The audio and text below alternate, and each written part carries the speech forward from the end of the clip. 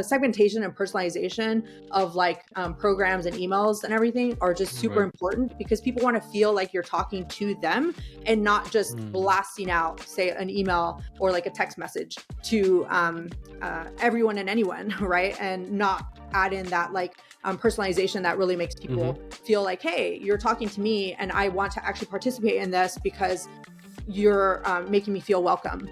So the whole idea of like community on a smaller scale, and like how to build that when you have like 10 million people like a day, which is kind of Wow. crazy.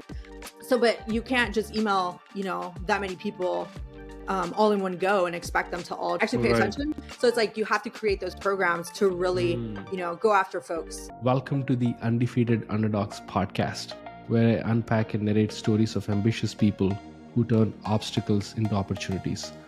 My goal for this podcast is to create a platform to narrate underdog stories and maybe play a small, teeny tiny role in inspiring you. I intend to highlight the underdog mentality and make authentic conversations with people who play the long game, take action with a chip on their shoulder, and convert obstacles into opportunities. Buckle up, as I'll be bringing some authentic founders, VCs, community builders, and content creators who got underestimated their whole lives, and yet they beat all the odds to become insanely successful. Now, today I want to tell you a little bit about our awesome sponsor, Acquire.com. Selling a business is as tough as building a business. As someone who went through this process once, selling my own startup, I know the pain it takes to get to the end zone. This is where our sponsor shines. Imagine this. You're a founder who's built a solid SaaS product, acquired customers, and generating consistent monthly revenue. The problem is, you're not growing for whatever reason, lack of focus, lack of skill, or just plain lack of interest, and you feel stuck. What should you do? The story I'd like to hear is you buckled down, somehow reignited the fire, get past yourself and the cliches, and start working on your business rather than just in the business. You start building an audience, move out of your comfort zone to do sales and marketing, and in 6 months, you triple your revenue. The reality isn't as simple. Situations may be different from every founder facing these crossroads, but too many times the story ends up being one of inaction and stagnation until the business becomes less valuable or worse, worthless. If you find yourself here or your story is likely headed down a similar road, I offer you a third option. Consider selling your business on acquire.com. Capitalizing on the value of your time is a smart move. Acquire.com is free to list and they've helped hundreds of founders already. Go to try.acquire.com/Sharath and see for yourself if this is the right option for you. Now, let's get into today's episode. My next guest is a seasoned marketing pro who played a key role in ranging from political campaigns like Hillary for America to playing a very, very pivotal role in building early stage startups like MakerPad, Atmos, Holloway, Trusted For, so on and so forth. Sonia is also an advisor at the council where she helps founders think marketing in the right way. I have to tell you this, guys. People mentioned her so many times whenever I asked on Twitter about who should I interview next. And a big, big shout out to Amanda Nutvidat, who was previously a guest on the show, recommended Sonia. And finally, it's happening. Sonia, welcome to the show. How are you feeling today? Well, after that intro, wow, I'm feeling amazing. But yeah, no, it's a good day. Awesome. And so, I first of all, like right off the bat, I want to first of all give you kudos for uh, being there at Atmos as an early employee and doing an incredible job building taking that shape, building that marketing wing, and like I think I saw you kind of leaving Atmos. So right off the bat, first question: how are you doing? What is your day to day like after Atmos? Now that you have an ample amount of time, what's your feeling? And are you consuming any content? What are your habits like, and all that? Yeah, so I am taking kind of a bit of a break as I transition to the next thing, but I've already started working. Like you mentioned, I've been an advisor for Mm-hmm. portfolio companies at the council. So a few of them have pretty much commissioned me to start working with them part time Mm. as like their fractional CMO. So I've Mm. got a few companies that I'm already working with, and but still trying to keep it slow. I have my Yep. almost 2-year-olds that were taken care of, Oh my so God, taking that's some awesome. time yeah, taking some time day to day to spend with her, and then Yeah. yeah, really setting up the next portion of what I'm going to be doing, which I'm super excited to talk about and announce here. Yes, I'm excited to unveil, give people what Sonia's up to next. But talk about 2-year-olds. Oh my God, they are so adorable at the same time. They are so they'll extract every ounce of your energy. So how Yeah. how how how's mom life? How's mom life treating you well? Is it hard on you? Like how are you balancing things? Yeah, so luckily we have my mom who comes every day to take care of Hmm. Sophia, which is a huge help. Super privileged to have that opportunity. She Yes. comes to our house, takes care of her, while we're during the workday. So, we both work from home though, so she's constantly there. Actually, something funny just happened, like literally right before this conversation. Is she just learned how to open the door to my office all Oh by my herself? God. So now, I meetings won't be able to be as cordoned off as they usually are. But Right. on the other hand, I'm super proud that she's reached this milestone. So it's like one of those things where you're just kind of like, oh no, but then you're like, oh, but good for her for learning this new thing that previously she didn't do. And I feel that that's kind of what toddler life is all the time. Hmm. Um, we've also transitioned, like we do a weekly, not a weekly, like a nightly walk. And Hmm. before it was like she was in the stroller the whole time, and now she's basically transitioned to like wanting to walk half of the time. Hmm. So now we're like dealing with, okay, she wants to walk, which now we have to like make it safe for her to do that, because Hmm.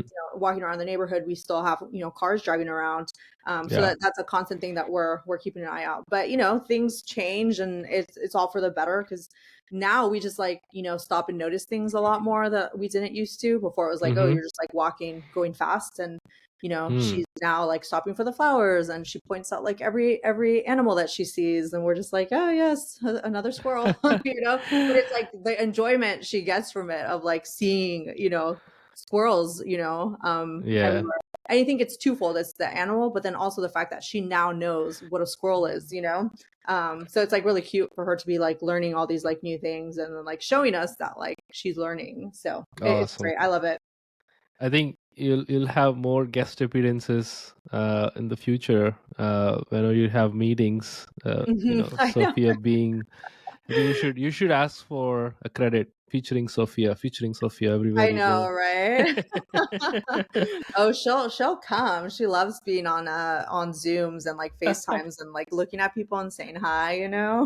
That's awesome. I think wait till I don't know how far she is like kind of talking, Mm, but once they started like framing words and forming sentences, hmm. that's when things get really intense. Yeah. I have a almost 3-year old, Oh my and gosh. what I heard from other parents, and my mom, my dad, and so on generations back, they all say that, I don't know how it's true or not. I think girls tend to be little, uh, how do I put this? They're very loving towards their parents in the early age, in the beginning. Boys are like ruthless. My boy extracts like every freaking ounce of that last energy of mine, and it's fun though. It's all like adorable, because at the end of the day, they just kind of give us a solid reason to do what we do today. Yeah, no, definitely. So but yeah, awesome. I think let's switch gears a little bit, and I want to talk about marketing. Again, like I said, Amanda, so many others, they mention every time And also they kind of tag you in so many times, and you also kind of have this knack of creating social content that is pretty much, goes viral in one way or the other way. So talk about marketing. When did you fall in love? What's the backstory of Sonia being in that in that space. marketing product? Yeah, in that space. Yeah, I always like to joke that so many of us that make it into marketing got here, circuitously. Like it Mm-hmm. wasn't what we intended to do, and that's the case for me. I went to Berkeley and I studied political science and peace and conflict studies. And I thought I was going to, work in government or, Mm. in nonprofit sector. But I graduated in 2009 and the government wasn't hiring, and nonprofits, the main, comment that I got was like, "Oh, you don't have any experience." And I was like, Mm. "Well, I just graduated." Of course, I yeah. have like some internships and stuff, but it just, wasn't what they were looking for. So I got my first job working as like a office manager at this company called Kodak Gallery, which Mm. was eventually bought by Shutterfly, and they would make all the photo products, like the mugs and the t-shirts and all that. Right. And so when I was there, my boss, he's like, well, obviously this isn't what you want to do with the rest of your life. You should go to the other departments and see if there's something that you like a little bit more. So I got in with the marketing team, specifically the social media arm, as like the resident millennial, as like, Facebook was becoming this like channel that companies started realizing, oh, you can like reach your audience and slash customers directly. Right. So they'd come up to me and it's like, oh, like, tell me more about how Facebook works, um, Mm. so I started helping them do that. And then, that slowly became, what I started doing there. And so the next job I got was doing like social media plus like content creation for, like Mm. an architecture firm. That wasn't really for me. It just, wasn't it just didn't work out. So the next job I Mm-hmm. got was at an immigration law firm, and it was a 2-person marketing team. My Right. boss basically handled business development, and then I handled pretty much the rest of it. So then I helped set up email marketing, the blog, content creation, and then social media. So those kind of became the three arms of like what I feel are my strengths. Um, Mm. and from then I moved to Ernst and Young because I'm like, oh, you should work for like a big company, see what that's like. Right. Hated it. It You was have too to. much. Yeah, it was too much of like internal marketing Right. versus like outward. And then at companies like that, you generally have like, this is, what we're supposed to do. It's already been decided on by, like higher ups. There's really no opportunity to try things out and experiment. And I realized that that's what really attracts me to marketing is like, how do you change the brand, the voice to like really fit your audience? So the next thing I did Mm. was go to the Hillary Clinton campaign. I was an email writer there. And that was just like being thrown to like, the sharks, you just, it's sink or Mm. swim. You just immediately have to start, experimenting and trying things. One of Right. the consequences of her not being, such a popular candidate was that, we had to try new messaging to really attract people Mm. on the one end. On the other end is, her audience, the people that like really love her, are willing to do a lot. So it's like, how do you talk to that audience to convince them to help you Right. convince other people to vote for her or, to attend events and stuff. So that's what I was in charge of. I was in charge of the 38 non-battleground states. So that's Mm. all like, California, New York, Illinois, like all the most populous states, right? Mm-hmm. But that unfortunately don't really affect elections because you generally know which way they're going to go. Mm. So one of the programs that I helped come up with was they were already setting up people to canvas within the state. But what I helped to create and enable was to have people from the states that, don't matter, my Mm-hmm. audience, to take buses to go into the states that do matter. So folks in Mm. California would go to Nevada, folks in New York would go to Pennsylvania, folks in Illinois, so mainly Chicago, would go to like Iowa. And so that became like a huge way for creating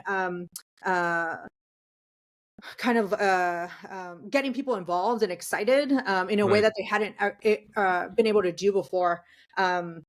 So we did that, and then I created a whole bunch of other events because people in California, New York, they're usually called the purse strings to the Democratic Party, because they're the ones that have like money and funding for like the other states that you want to get to vote. So we had to create more events for them to attend within their own states to get them excited to donate money. And so I helped create a few of those events. We started realizing specifically that a lot of women wanted to attend events without men, which is really curious because that never really happened before. So we just started Okay. doing a lot of like women only events where you could come and like support Hillary Clinton. So they got like super excited about that.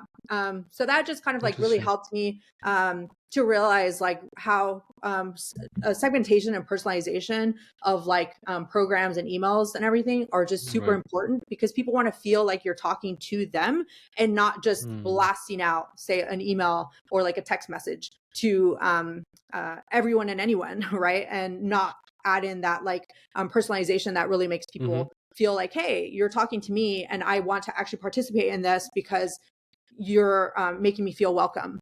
So the whole idea of like community on a smaller scale, and like how to build that when you have, we were emailing, or I was emailing like 10 million people like a day, which is kind of Wow. crazy. And so I Wow. never had that type of, access. I mean, who does? It's very Wow. rare Yeah, of course. actually to have that.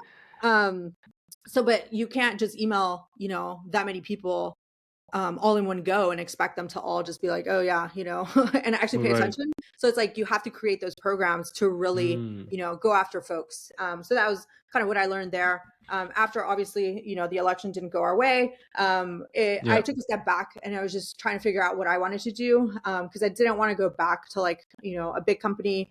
And I hadn't quite gotten into startups, though my husband, Nathan Baschez, who you've also had, on the podcast, Yes. had been in startups his whole career. And he was always saying like, go work at startups.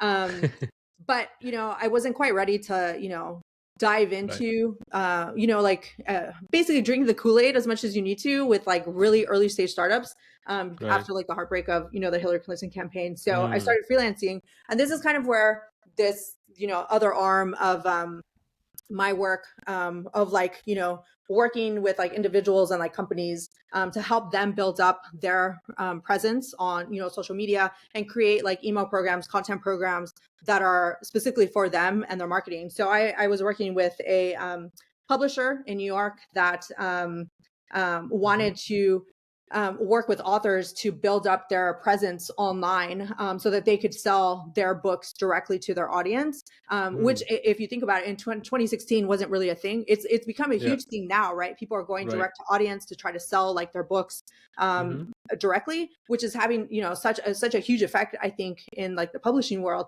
But at the time, it wasn't really a thing. So I was working with 3 authors at the time to help them build up their social media presence. So one of them ended up becoming a New York Times bestseller. Some of the Wow. content we put out, one of the things I remember was this was when Medium was like a thing, or a lot more of a thing than it is now. It went like super viral. And then we did this thing where at the end of the year, journalists kind of like talk about an article that they wish they had written. And somebody from Bloomberg had chosen like one of the articles that like we had worked on. And I was like, holy shit, like this is so Oh, cool, wow. that let's like, people Yeah. are, learning about like my work, indirectly, of course, because obviously Of through course. like the Yeah. the author themselves. But that was like you have such potential to like reach more people when you try to go directly to like your audience. So that's kind of been like a huge, thesis of like how I've made my marketing work. So Wow. from there, we moved back to San Francisco from New York.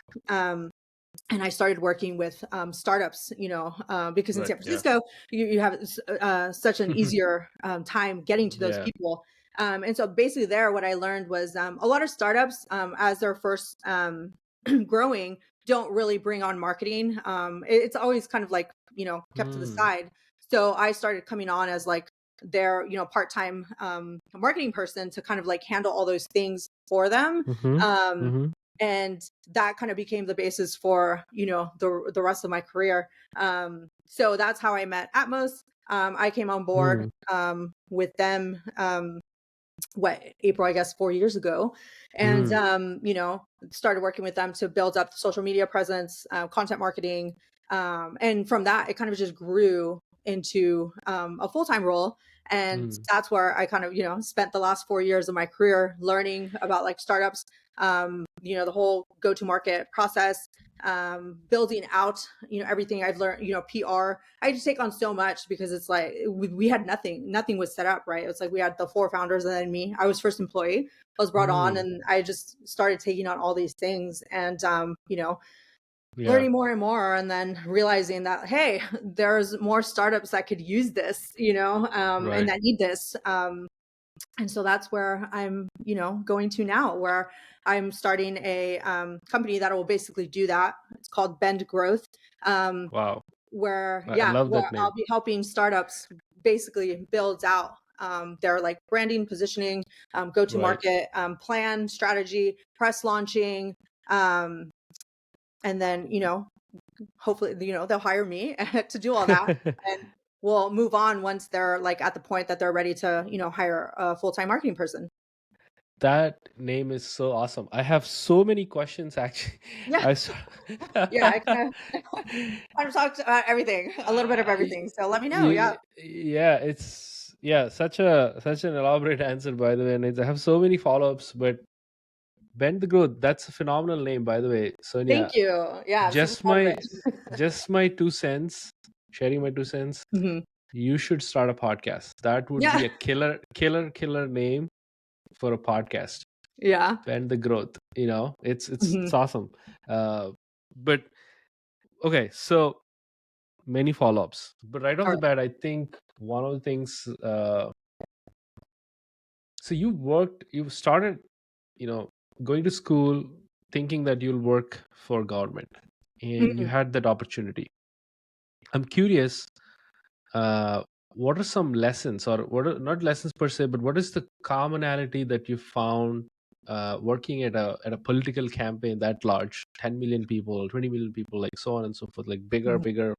It's a bigger market if you want to talk about in startup terms, right? With compared to what you did with your experience working at early stage startups, like what is that something that is common, and that you've kind of implemented instantly, like, okay, this is what we can work together, and this is something that I can take away from my experience working for that political campaign, like quickly adapt it for startups. Yeah. So I'd say 2 things. One is figuring out what your audience is and how to talk to them. Super important. I feel that that's part of where startups miss the message sometimes. They think that by building a product, what is it? Build a product and they'll come. Right. Yeah. I think that's a short-sighted way of seeing things, because your product can be like the coolest thing ever. But if you don't have your audience that like who to go after and how to speak to them about why your product is what they should be choosing, they're not gonna like, come on board, And then the second thing is experiment. The best thing I ever learned at the Hillary Clinton campaign was that create an experiment and like learn the results. And with startups, it's like you have that opportunity, right? Because it's like you're small enough that like nothing's gonna affect you really in like a wrong way. If anything, you'll learn faster and more easily what works and what doesn't work. Even when like your audience is small, right? Because it's like Right. With the Hillary Clinton campaign, it's like we could segment it enough and like know which way, like every email was like A through like E tested, right? And then from that we would then send out the top email that like people were responding to, right? The way you do that on a smaller scale is you like reach out to people more directly, right? And you can do that because it's like you're smaller and your team Right. should care about those results far more than like you would think a bigger company would, but that was like a thing that we just cared about. It's like, what are people actually responding to? And we tested every single message.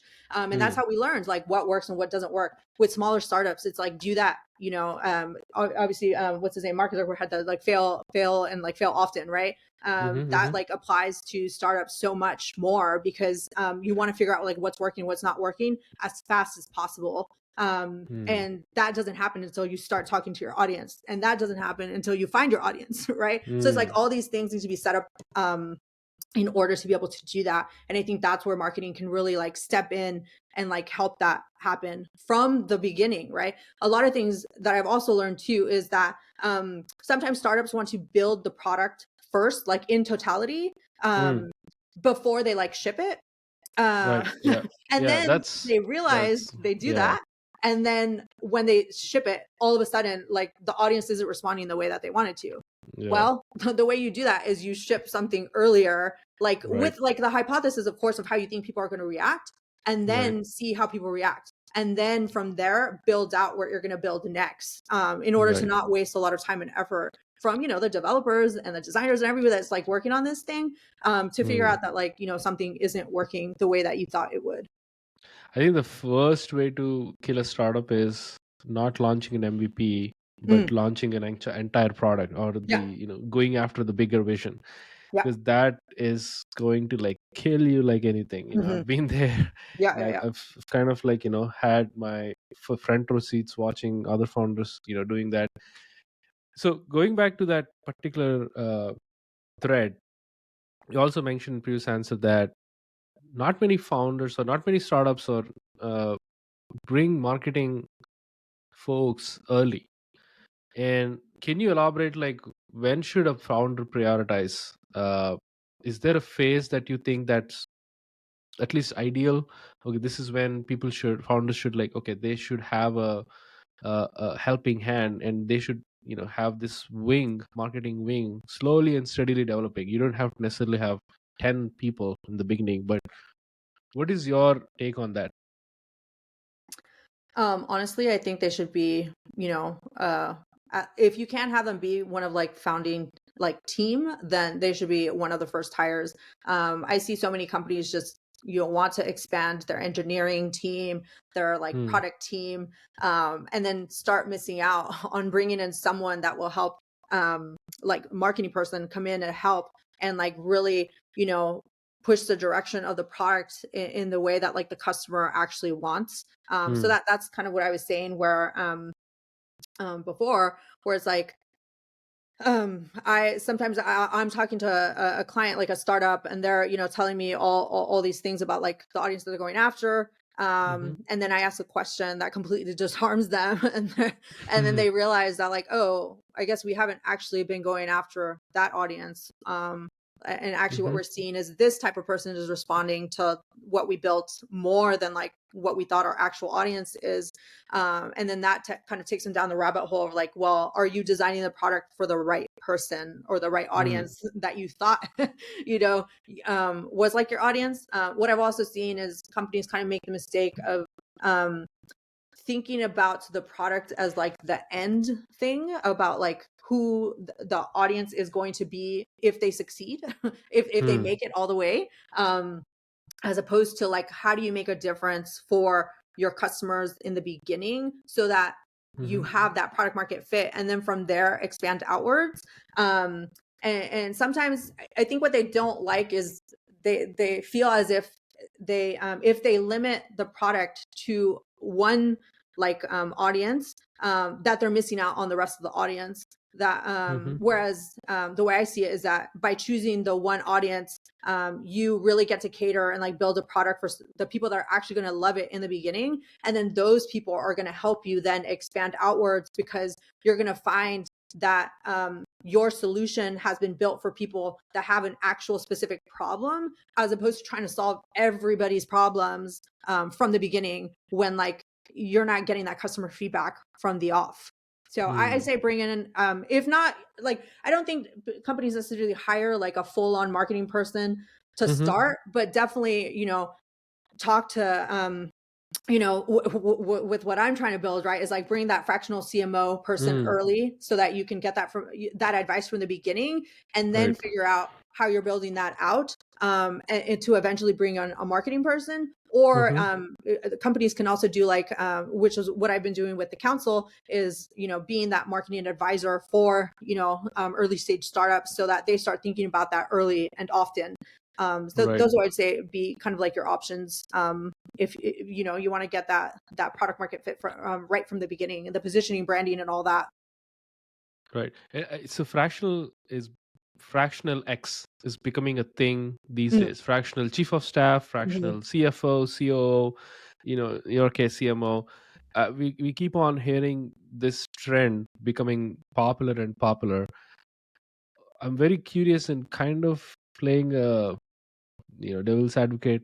Mm. What are the downsides? Like, why should if it, what do you why do you think it's getting the trend is getting up for sure? It's like Mm. everybody's adapting to it, but why do you think it's not mass adapted? Like every startup actually is about, okay, let me actually hire this fractional CMO, not worry about bringing someone full time.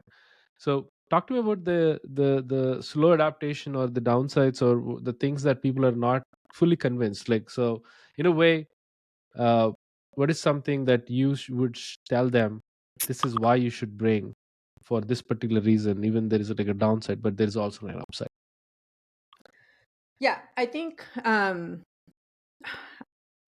part of the that's like, you know, kind of speaking to like the greater, like industry waves that we're seeing, and like the Uh-huh. economy and where it's at. A lot of Mm, companies right now are not only doing layoffs, but just really wanting to like make lean teams work, which is right. good. I think like, you definitely want to have like the core team, and like everybody is necessary, and they're, you know, each providing value and everything. Mm-hmm.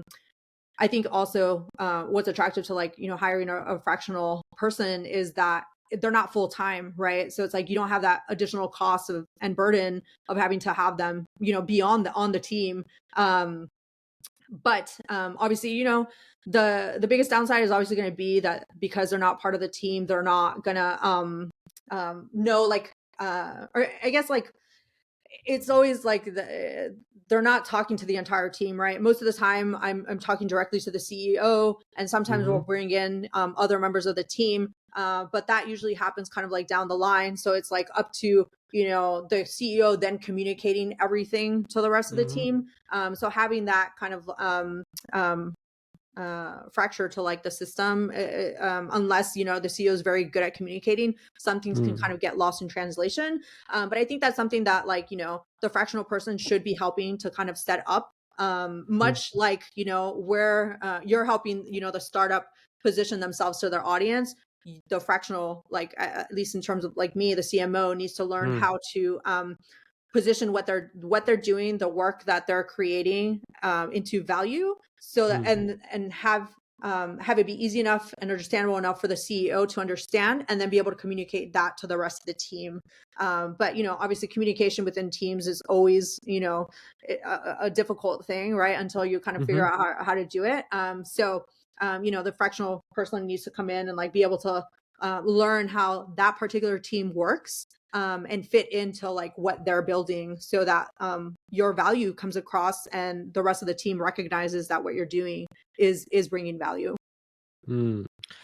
Uh, you've briefly covered on segmentation, personalization.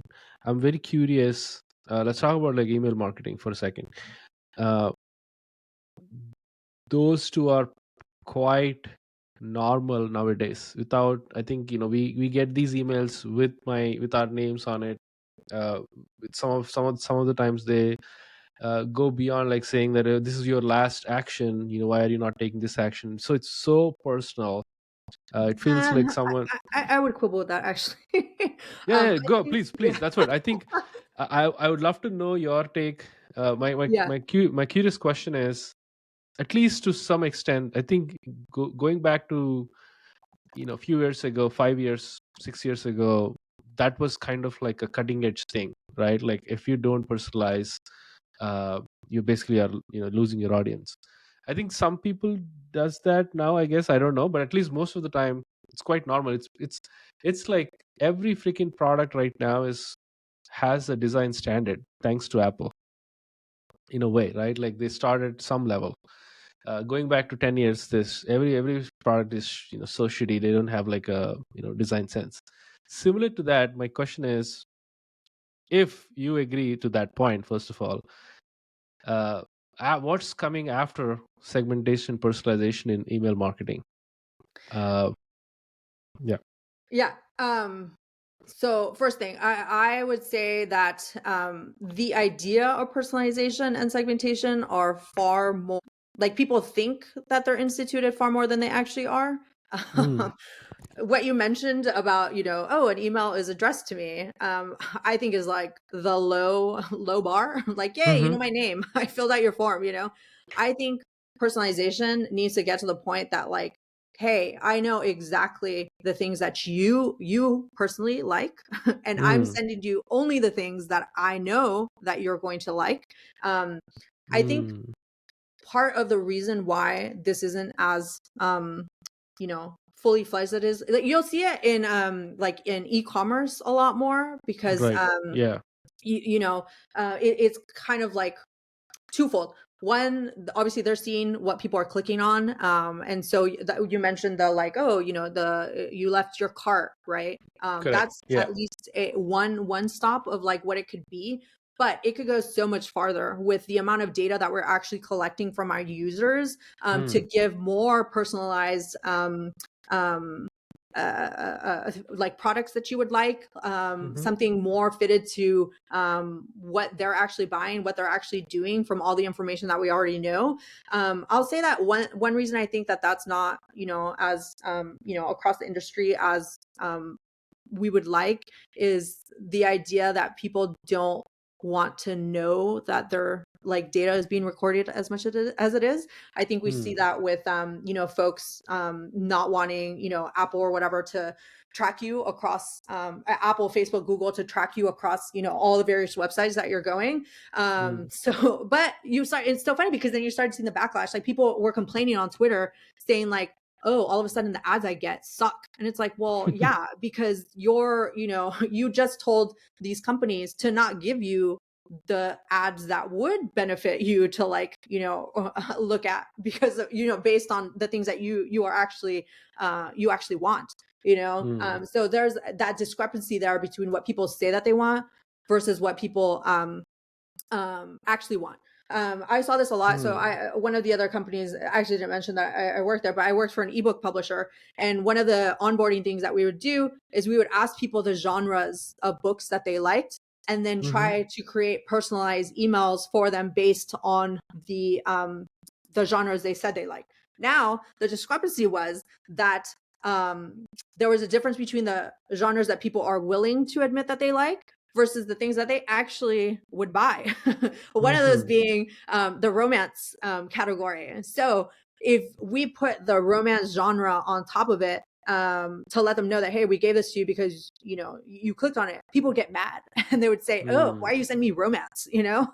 But if we remove that, all of a sudden, Right. like, they're just like purchasing the book, because that's the type of book that we saw you purchase. You bought this. We know that Mm-hmm. you like it. um and so we, by making it seem as if, like, oh, we're just sending this to, a bunch of people, as opposed to them specifically, we saw more conversions in, like, them buying those, like, genre of books. And the same thing you'd say with, like, sci-fi, fantasy, and all that. Mm-hmm. But it was just, it was one of those realizations that, like, people think that they like something, but the things that they're actually doing and clicking on are completely different, right? Mm. So that's when that's, to me, like, actual personalization. One company that's actually doing this really well is Barnes and Noble. They've updated, Mm. like, their emails to, like, basically be based on, like, the genres that, like, you're buying, and, like, other books that you're buying. But there could be so much more that, like, we're doing. One of the things that also pisses me off with, like, e-commerce, like the big stores like Nordstrom, Saks, Mm-hmm. all Mm-hmm. those companies that, like, I buy from, I'm like, I know that the things I'm clicking on. Why are you sending me these random, like, like, Mm. it's great that you think that I'm going to buy Versace, but I'm not. Like, Right. Right. there's no need to send me those emails, right? So that's Right. where it's like, the personalization and segmentation can get so much more refined than it actually is right now. The other thing is, I think that frequency segmentation should become a Mm-hmm. thing. We have basically just, most people have just, kind of let their inboxes go, and you're just getting emails all the time from people. Mm-hmm. And that used to be a very popular way of working, like maybe 5 years ago, and it was fine because like we didn't have as much like email being sent out, personalization and all this. So it was like the volume didn't affect people. But I think we've gotten to the point that like companies that like change their strategy to Mm-hmm. send email more sporadically, Mm-hmm. to the point that like it's only like once every week, once monthly, quarterly or something, would start to see better results than like sending the email every day.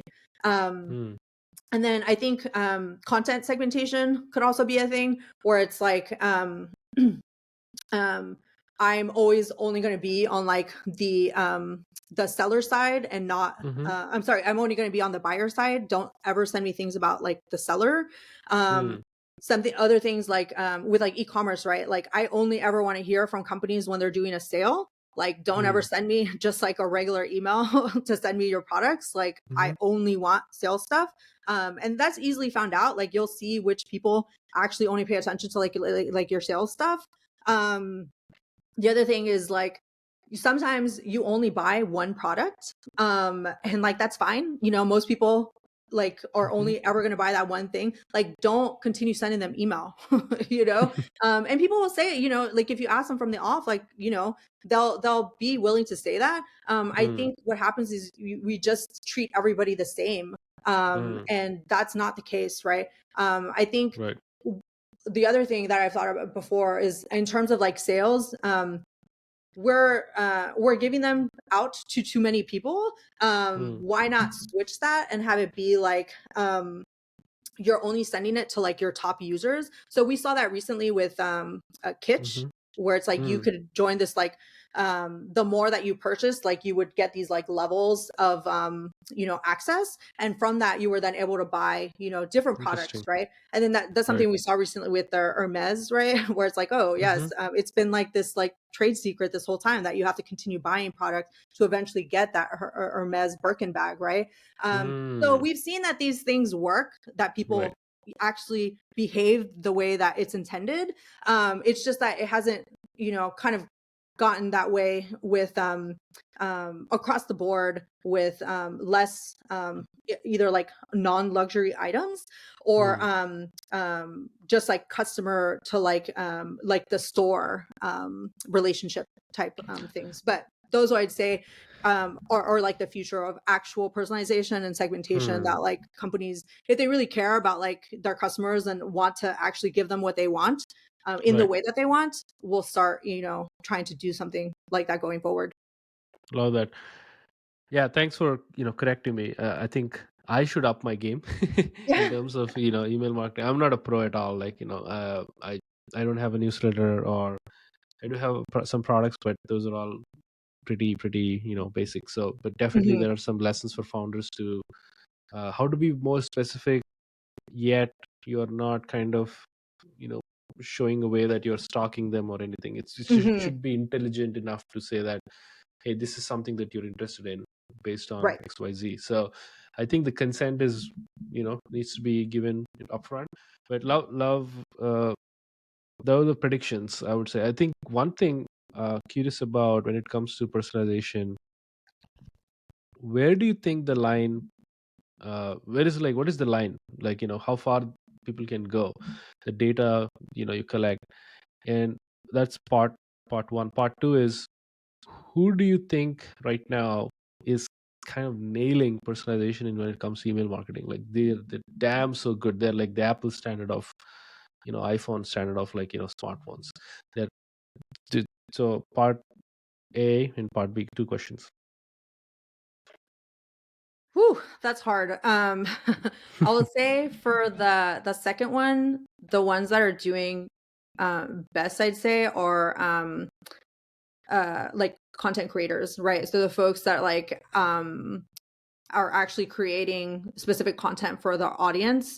because they already have like the most personalization that you can get, right? Which is your audience is there for your specific content that you can't get anywhere else, right? Which is why I think the whole, Substack, Beehive and all this has grown so much, is because, people are now, authors, writers, journalists, and all are able to go directly to like their audience far more than they've ever been able to before. Right. But that also leads to, a lot more, segmentation and but not like, I mean, it is segmentation, but I guess in a more negative way, because it kind of puts people more in silos where it's like it's on the user now to try to find the things that they're interested in, and find whatever channel, Substack, YouTube, whatever is going to give them the type of content, which makes it less likely that you're going to overlap and become more well-rounded about knowledge, and like what people are kind of like, paying attention to and like learning about. Because, if I want to learn about, something in healthcare, I can now just go find, an author that like writes about, healthcare only. Whereas like before with like newspapers, it's like you were learning, well, what the different sections of the newspaper, right? Like, so that would I say is I think is a detriment to too much segmentation. Though I have seen where some creators, they're like making it work, where you have like guest posts.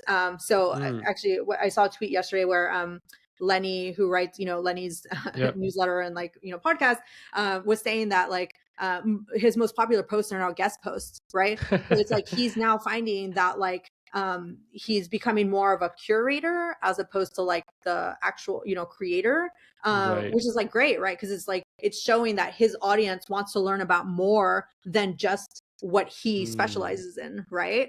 So it's like now he's learned that and he's trying to bring in more people to do that, and is starting to like expand outwards and having like those conversations with his podcast, and like, having those folks bring their knowledge and sharing it with their audience, which I think is great. Obviously what you're doing here as well. So it's good that creators are realizing that. So I think we'll see that far more going forward. It's also adding like a level of, there's the level of trust. Like if there's a writer that I follow, then I'll trust a little bit more like the other viewpoints that he brings on. So I'm already a little bit more inclined to, pay attention to these, guests that they're bringing on. In terms of the data, it's like tricky because, you're always going to have, folks that quibble with, being tracked and not wanting that to be as obvious as it is. And I think that's up to the companies to try to not have those like moments, right? I mean, we've heard the horror stories of, is it what Walmart or Target or whatever sends like a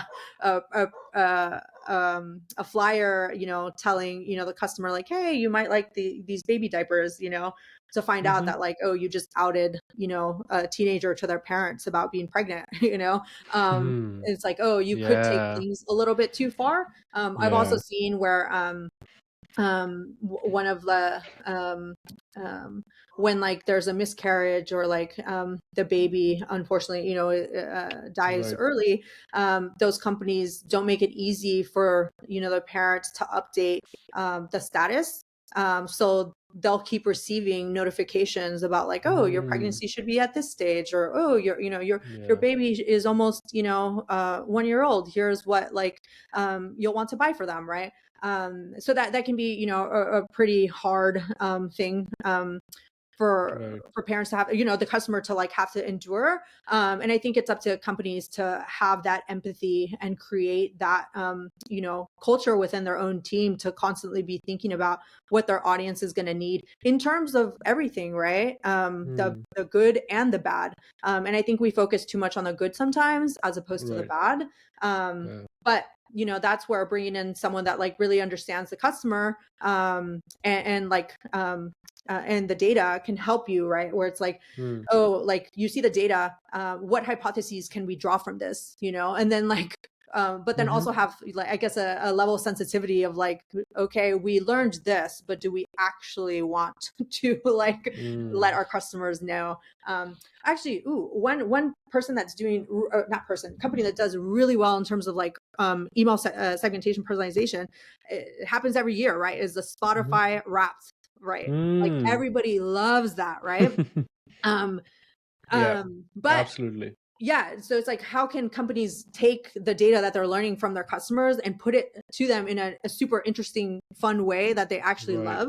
Yeah. Though I did have this conversation recently with Nathan where he's like, "Oh, imagine if DoorDash sent a Wrapped," and it's Right. like, I don't think I want to learn how much I spend on DoorDash actually, or like what I'm Or buying, yeah, or Um, what cuisine I'm into in terms of how much I ate, because sometimes it makes us feel bad that you're eating too much pizza when you're Yeah, not supposed exactly, to. exactly. So there's definitely companies it wouldn't work for, Right. but that's worth exploring if like within your company and like your customer, if there's ways to create those moments of magic that Hmm. like make your company like, I like that they know that, and I like that they know me, and it makes me feel more at one with Hmm. the company, and want to actually continue paying for them and their services. Hmm. I love that. Yeah, I think what you said is absolutely true. There's always a line, and I kind of like the way the examples. I think the virality effect of reaching out to your direct audience through Substack, through Beehive, these platforms, it is actually enabling more people to write, and adding more personalization in one sort or the other way. So uh, let's switch gears a little bit. I want to talk about uh, startups. Every startup cares about, if at least early stage, is achieving product market fit. It's like that's the ultimate goal, and beyond that, it's you can talk about a lot of other things, other goals, but and most of the founders uh, try to fix the product, which is really important. But what is your take when it comes to the fit part, like the market fit, like marketing part, into during that phase, and what did you kind of uh, battle tested strategies that you implemented at early stage? Take Atmos for example. You were the first one of the first employees. Yeah, talk to me about that marketing role in PMF. Yeah. So I'll start. One of my favorite authors in marketing is April Dunford. She does this Hmm. positioning. She has a positioning book, and she just came out with the follow up about creating sales pitches to fit the audience, and those two things go hand in hand. Hmm. Both, from her, but then it made me realize, like after reading them, what I had been doing at Atmos and how we kind of came to try the different strategies, and then figure out who we're actually selling to. As opposed to just assuming that everybody wants to buy a house. And of course, if you had the option to customize the house to be exactly what you want, why wouldn't you choose that, right? That was Hmm. like the main thing that we thought at first. But then you start realizing it's like, well, not everybody right now can afford to pay for these extra services to build a custom house, right? So you start kind of Hmm. chipping away at the type of people, or sorry, the audience that you're going after. And I think just really going into like how she wrote about it made me Hmm. realize that's what I was doing like the whole time. So I think the main thing is like basically figuring out like what your specific competitive advantage is, versus your your competitors, yes, but also what like the default behavior is, right? So Hmm. and a lot of people including and startup founders get that wrong, where it's you think, oh, there is no competitor right now because what I'm building is brand new. uh, Hmm. and technically that may be the case, but what you're going up against is what people are actually doing right now. Hmm. um, and so a lot of the times that's like just using like email and like spreadsheets. So say I work with a few, what is it? ERG or like management, like TMSs, right? Where it's like you're managing your company through like a system that you've basically hacked together through like Mm-hmm. spreadsheets and emails, right? So that's what you're going up against, right? And the bigger thing that you're also going up against is people not wanting to change. Mm-hmm. Change is Mm-hmm. hard, Mm-hmm. especially for work stuff. Absolutely. Right. So what your job is to convince them that your product is the easy way to do what they want to do. And a lot of times companies don't position themselves in that way. They're just like, oh, well, obviously we're better than this because of, XYZ, like these product features. And a lot of the times people don't really care about product features the way that founders do. Most of the Of time, course. people don't Yeah. care about the product features the way that founders do.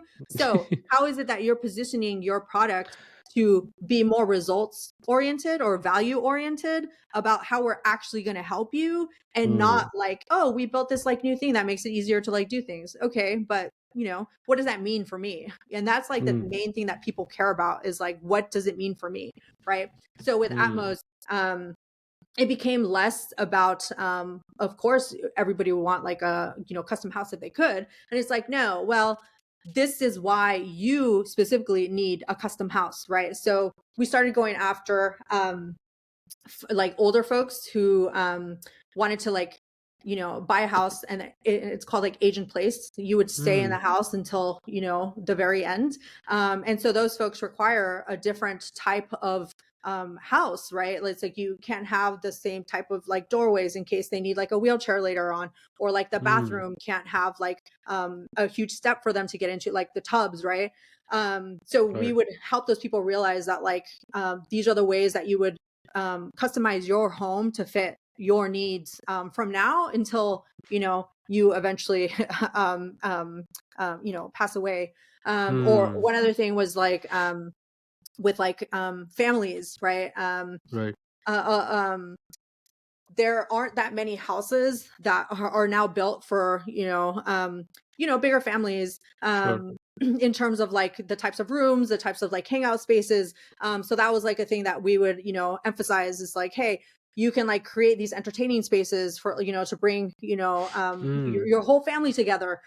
You create individual rooms for like your kids, so that they're not all the same, right? Because all the kids have Right. different needs. And then the other type was like folks who wanted a smaller house. So, one of the conversations out there is, oh, there aren't enough starter homes. It's like, yeah, there aren't enough small homes for the people that want them. So how could we help them build a smaller home that had everything they needed? Without them having to pay extra for all this extra, like all the extra rooms or like or amenities that they didn't even like want or need. So really going after those audiences helped us to really hone in on the types of people that were more likely to want a custom home now versus like eventually want a home. So by learning to position it in that way, we're solving people's actual problems in a way through storytelling and like curation and visual like storytelling, what they actually needed. And a lot of the times they hadn't even realized that this was an option, or that they could take it that far. So it was like really amazing to kind of see those people then convert and be like, oh my God, I didn't know this was possible, like or I hadn't even thought about that, having, to do that for like the house, right? Because a lot of these folks, it's like you want to stay in that home the rest of your life, and not have to upgrade to like a Yeah. upgrade or downgrade eventually. Right. Oh my God. Now I see why Nathan is always spot on when it comes to marketing. Yeah. You've been fueling him. I hope you're charging him. As the mates rates, right? But yeah, no, that's definitely he's one of my first and early clients, for sure. How much of your impact is on Nathan? Sorry. Like, how much of your impact is on Nathan? Like Lex, what he Mm, does, when it comes to marketing, what do you guys, how do you guys work together? Because you both are founders, you mhm. both have this uh, different lens, I would say. I think when I talk to Nathan, by the big fan, he's always like very product centric. How can we make the experience better? And you are like, how can we package this better? So yeah, I'm very curious how this duo contribute to each other's projects, or each other's work. Yeah. Well, I'll say I'm his first user for every product he's Every ever product, built since back in the right? day at Product Hunt. I was the first Wow. one on that website when he was building that website. And Wow. then, on to every, I read many of his essays before they went out. And, we talked through what he was, wanting to, talk about, and whether like a Mm, point made sense or not. So that was definitely incorporated into many of his essays for divinations. And then now with Lex, I mean, that was, from the beginning. I remember like we had this conversation in October where he said, I have this idea to do this thing, but I don't think it's the right time. We mm, just had Sophia. mm, Like, what do you think? And I just had to be like, if this is like what you're feeling, what you're thinking, like, how do we make it work? So mm. from the beginning it was like, okay, this is what I'm thinking about Lex. And then so I would always give like my input in terms of like marketing and stuff. Like one of the early things I remember is when he was launching, I was like, hey, let's post on social media to give out, make it like invitation only for the first like 500 people. And he's like, oh, I don't think that's going to work. Like, and I was like, ye of little faith, like, let me do it. I will handle it. Give me the codes that I have to give out to people. And sure enough, I mean, I think he touts the numbers like 25,000 like signups on the Yeah, first day. yeah, And I'm like, well, that's was a portion because of like the work that I did. And obviously, he's already like Twitter famous, so he has like a lot of followers. So I'm like, okay, let's use that, right? And right. most of your audience is there because they want to know what you're working on. Mm-hmm. So we did that, and it, went viral, and that kind of grew the project so much that it was just like it made sense to then be its own company. And then certainly now, everything that's like marketing related, he always like taps me in and is like, hey, what do you think about this? What about I this? love that. And then now I, the same thing with Bend Growth, right? Where in Right. terms of like the product, he's helping me build that out. The website, he's helping me, build everything out. And it's funny because it's like I think where the main thing is just like helping support each other in terms of Mm-hmm. how we want to communicate with like the audience, because obviously he's been a startup his whole career and knows Mm, it far better than I do. So he knows how to, talk to the people right. better than I do. So there's a lot of input that he has into, everything. And then in terms of like coming to putting together the product of like what the offering is going to be, he was super instrumental in that and like how it's going to work. So yeah, I mean, we both like rely on each other very much for both of our projects. I love to hear that. I think it complements what you're doing individually together, and it stays in the family, right, in a way. So Yeah, uh, definitely. I I think know. next Imagine if I had to generation. pay for that, or if he had to pay for the marketing thing. Oh my god, yeah. I think in maybe 10 years, Sophia is going to start her own thing and is like, mom, dad, I need something from you, Yeah, or I mean, vice we versa. think about that, right? And like, Yeah. with Nathan and him saying like, no, like you need to do this, go out on your own. Because basically the reason why I left Atmos is like I reached my like my 4 years, and I'm like, okay, like wow, that's a long time to spend with one company. Right. What's next?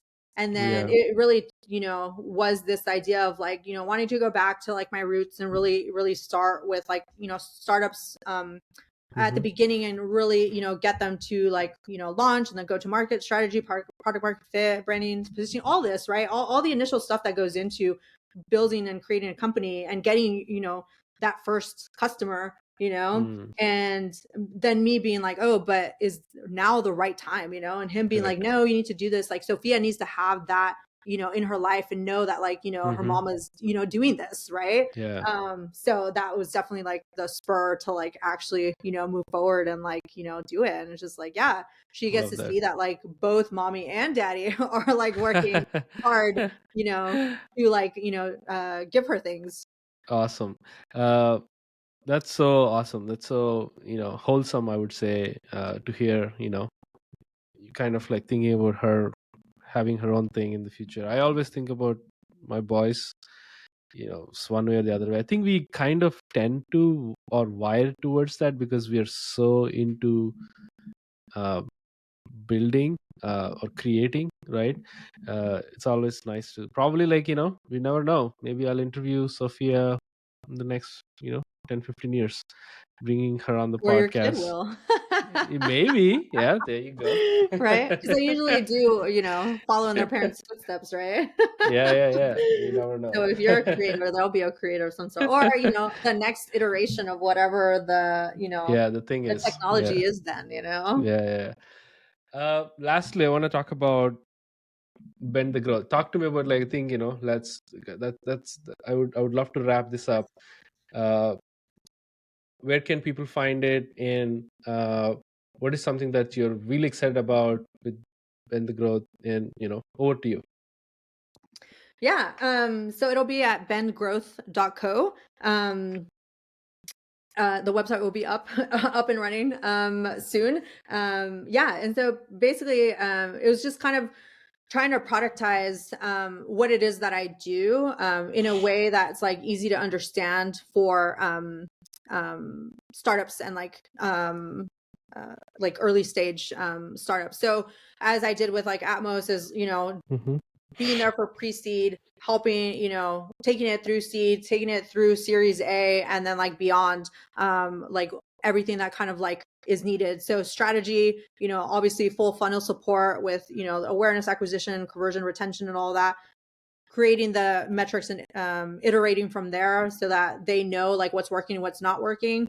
And then, one of the other things that I think that I do differently is that on top of, yes, the marketing work, I Mm-hmm. really, became proficient in like doing PR and, Mm. reaching out to journalists to like get them set up for our launches. So with Atmos, I got us on like Forbes, TechCrunch, Business Mm. Insider. So that really helped us to like, get our foot in the door. And Mm-hmm. then with those are obviously all national, but specifically with like Atmos, what I realized was like how important it is for like local Mm. media to like know about us. So I like, did the same thing with like the newspapers in like North Carolina where we're, building houses, which ended up being far more, successful for us because local newspapers, the people there trust them a lot more than, the Forbes and TechCrunches of the world. Mm-hmm. And then with the council, I helped her get her like Forbes article. Mm. And so I've helped, a few other of her like portfolio companies to also get featured. So that's been like, super exciting. I know that right now there's like the whole argument of, why do we need the media? And I Mm. think that the answer to that is, well, unless you have, enough of an audience on, across, your platforms, which Mm-hmm. let's be honest, most founders don't, the media is going to be like the quickest way that you do that in order to reach like your intended audience. The hard part is that obviously you're trying to like, find a moment that makes sense. Launches are, easy, especially if you raise enough Mm-hmm. money that, makes it buzzworthy. But then also the types of investors, if it's like a trend that's like, fits in at the time, Mm-hmm. then that, also works as well. But then when you're going to do this huge launch, how are you setting up everything within your company to make sure that it's ready for this, influx of traffic that you're going to be getting? So a lot of Mm. companies don't set that up properly. When we first launched with Atmos, one of the mistakes we made is we launched this like viral like rank calculator. Mm. And it got a whole bunch of like traction and like emails and stuff, but we realized that we didn't ask where the person is based. So we then had to try to weed out from within the data only the people in like North Carolina, because those were the folks that we were able to service at the time. Mm. And that was like a huge mistake, right? So it's like, how do I take my learnings for like how we, took Atmos from like, zero to like nothing, sorry, not nothing, from like nothing to like, building, a lot of houses and like, earning, money and everything, Mm. and help other startups do that as well. Mm. I'm so pumped for you, Sonia. I think this is going to change a lot of trajectories of startups introducing marketing into their, into their DNA. And again, love the name. You should start a podcast. Yeah. Well, if I do, you will certainly be a guest on it. Oh my God, that would be so awesome. Uh, and we'll link all the all the links to the in the show notes, and I'm very excited, pumped for you. But folks, that's it. It's I never get tired of these conversations. I always learn a lot, and I think today I majorly learned about segmentation, personalization. I think we all have to up our email marketing game thanks to you, Sonia. So appreciate you for being here, sharing your knowledge and wisdom with all of us. uh, Good luck, and I'm rooting for you. I'll be there on the launch day. We should do like how you did, Lex, like make it viral. About going viral, man, is that you never know what is going to work, and Right. then repeating it Yeah, is hard. it's But hard. It's hard. yeah, I mean, you learn along the way. But thank you so much for having me. This is great. It's really helped me to like think about what I do, and like Mm, marketing in a more focused way, which is always what you want from these types of conversations. So thank you for that. absolutely. And appreciate you, and appreciate for the folks listening. Cheers, and stay tuned for some amazing guests like Sonia coming on the pod. Cheers. Awesome. All right. Well, thank you so much. Bye.